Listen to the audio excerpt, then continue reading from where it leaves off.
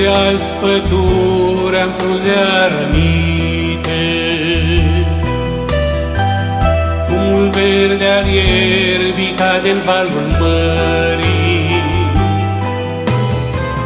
Bate vântul rece în bătrâne ramuri, ploaia vine în valuri în albastru serii. Plânge și căsuța mea într-o margine de țară, suspinând ates cu amintiri și dor. Ulița din satul meu cu putecirea și amară a rămas în urma amintirilor.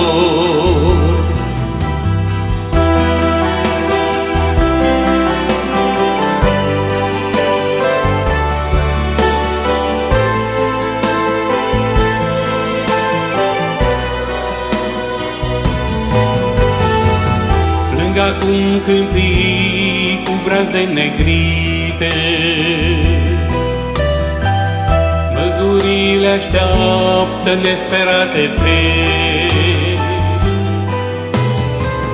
Cocorii s-au dus în seninul zării și mi-au lăsat dorul unor vechi povești. Ziduri cenușii mă cheamă să mă întorc din nou acasă, să deschid fereastra, soare să cuprind. Florile de levănțică le ating ca pe-o mătasă, prinse și uscate într-un colț de gând.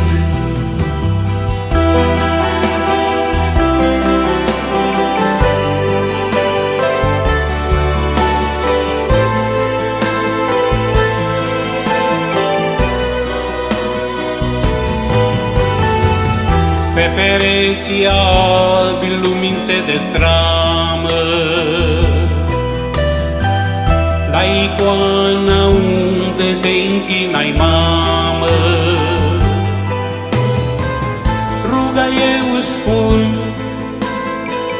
gândul tău mă cheamă, și în străinării dau acum vamă.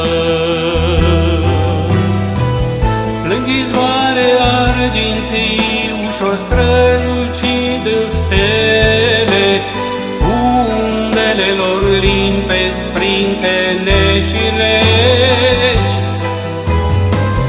Să-ți și de pe malul apei triste parcă plâng și ele, să revin acasă, să rămân pe veci.